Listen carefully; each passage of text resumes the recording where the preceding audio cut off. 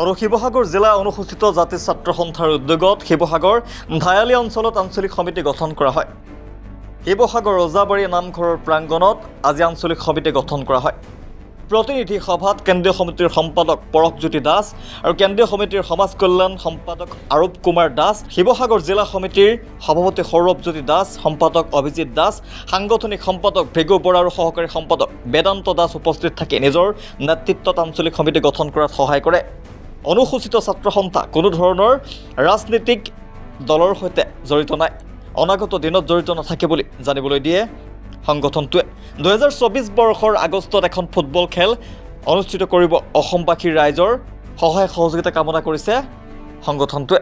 আজি আমি শিৱসাগৰ জিলাৰ অন্তৰ্গত ধায়ালি আঞ্চলিক অনুসূচিত জাতি ছাত্ৰ সন্থাৰ ধায়ালি আঞ্চলিক সমিতিখন গঠন কৰোঁ আৰু ইয়াত উপস্থিত থাকে কেন্দ্ৰীয় সমিতিৰ সম্পাদক পৰকজ্যোতি দাস ডাঙৰীয়া আৰু অৰূপ কুমাৰ দাস ডাঙৰীয়া, লগতে জিলা কমিটিও ইয়াত উপস্থিত থাকে। গতিকে আমি এখন সক্ৰিয় সমিতি গঠন কৰিবলৈ আমি উপনীত হৈছোঁ। আৰু ইয়াৰ পৰা এটা কথা স্পষ্টকৈ ক'ব বিচাৰিছোঁ যে অনুসূচিত জাতি ছাত্ৰ সন্থা কোনো ৰাজনৈতিক দলৰ গোলাম নহয় আৰু নহওঁ। আৰু অনাগত দিনত জাতিৰ কাৰণে কাম কৰিম বুলি আমি ওলাই আহিছোঁ আৰু কৰি দেখাম।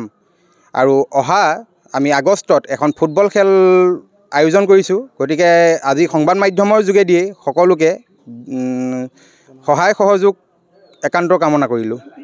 সেইটো আমাৰ অনুসূচিত জাতি ছাত্ৰ সন্থা শিৱসাগৰ জিলা সমিতিখন গঠন হোৱা প্ৰায় এমাহমানেই হৈছে।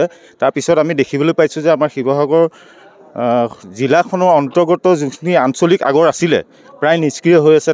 তাৰ কাৰণে আমি কাম কৰিব লৈছোঁ। আমি সিদিনা আজি 3-4 দিনমানৰ আগত নাজিৰা সমিতিখন গঠন কৰিছোঁ ইতিমধ্যে, আৰু আজি এই ধায়ালি আঞ্চলিক সমিতিখন গঠন কৰিব লৈছোঁ ৰজাবাৰী গাঁৱৰ আমাৰ বৰনামঘৰত।